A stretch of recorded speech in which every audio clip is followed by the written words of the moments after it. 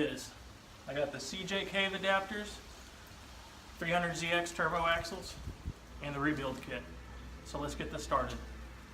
But first, we need supplies. So I'm here at O'Reilly's. I'm going to be getting some bolts for this companion flange and brake clean to clean the axles and some other supplies, and some paint because it's already got a little bit of surface rust on it, so I'm going to clean that up as well. All right, let's see what fits here.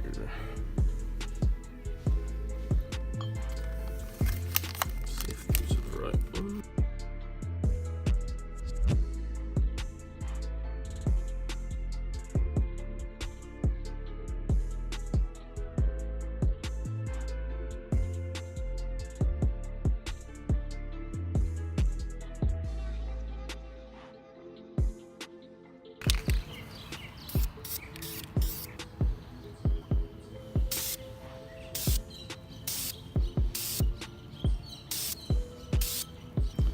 Alright, I got a nice solid coat on there.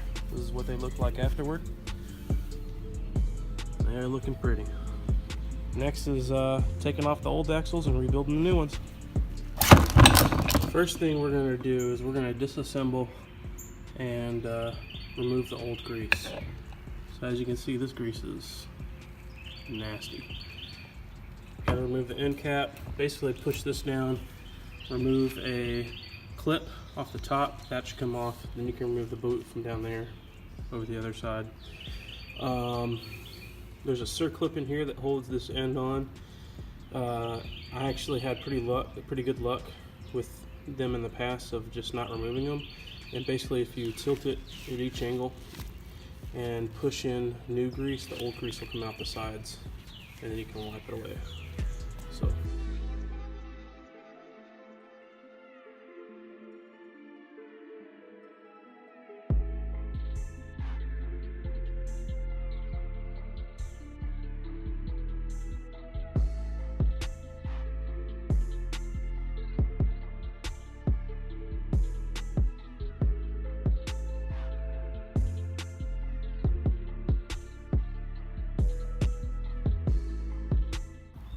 alright, here's everything cleaned up, all the grease is out, and I went ahead and did the coat with black on both the shaft and the housings.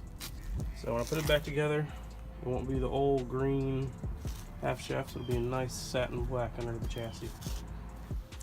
Alright, so now that I cleaned the majority of the grease out of this, I went ahead and turned it, kind of ran through here. So what you're going to do is you're going to do the same thing. You're going to turn it, you're going to push grease in here, and it'll push any excess grease out the sides, wipe it down. So you've got the new CV boots, this is what comes in the kit, new clamps, and the new grease.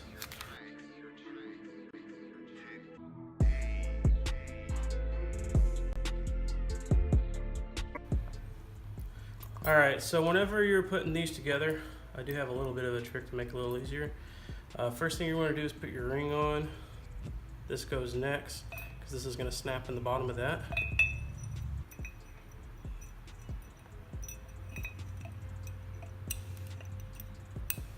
It snaps in. That's just to prevent it from falling down the bottom.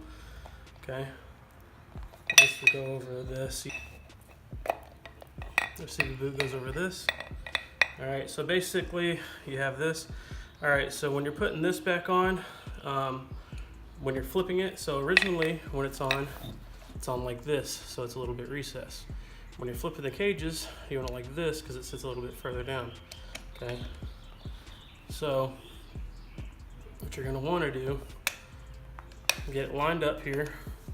What I found the easiest thing to do is first initially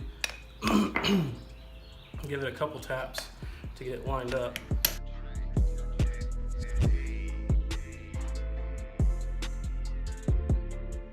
And then I use a socket because it'll allow this shaft to go right through the center.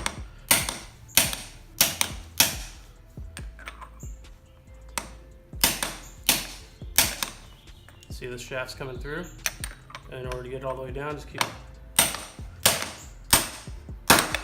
you can hear it bottom out. Good to go. Go ahead and put your snap ring back in here. Do the grease on the bottom, grease on the top, dust cap on, you're done.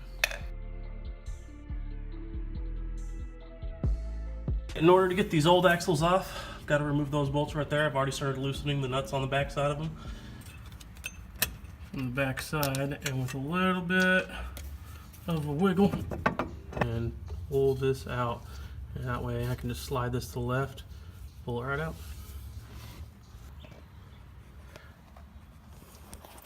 Alright, so now that we've got that out, there's going to be a companion flange here, and we're going to have to cut right behind there to get it to break loose.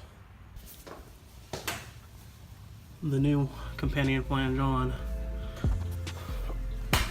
This one's off. I've got to get a new nut, so I ordered it from Nissan. It should be here tomorrow. Okay, so here's the replacement nuts I just got off from Nissan. It took about a day to get in. They're a little bit bigger because they're from the 280ZX, but they're same thread.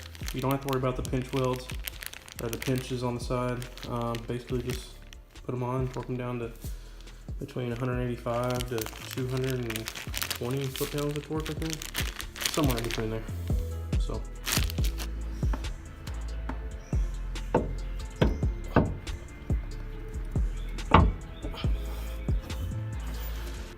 And there you have it. Bolted everything down and the CV conversion is complete.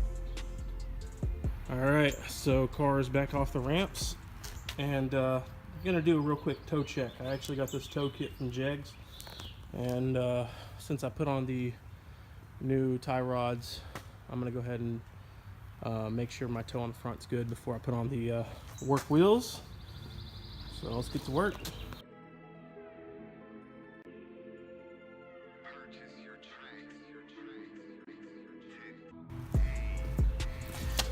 So it's incredibly rare for toe to be set correctly just by eyeballing it, but I mean, I eyeballed it and adjusted it like 3 times. This is the first time I've had it on the ground, and yeah, 64 inches both sides, no joke. So toe is perfect. Take a look at this. 64, 64, dead on. So let's take it out for a test drive. Alright, so this is my first time taking it for a spin since I did the CV conversion and the fuel conversion and setting the toe. So I'm just hoping that it drives straight and not it's too noisy, but we'll see. I'm not going to buckle in. Don't do this. It's the law. But since I'm just going around the neighborhood, I'm not going to be driving crazy anyway.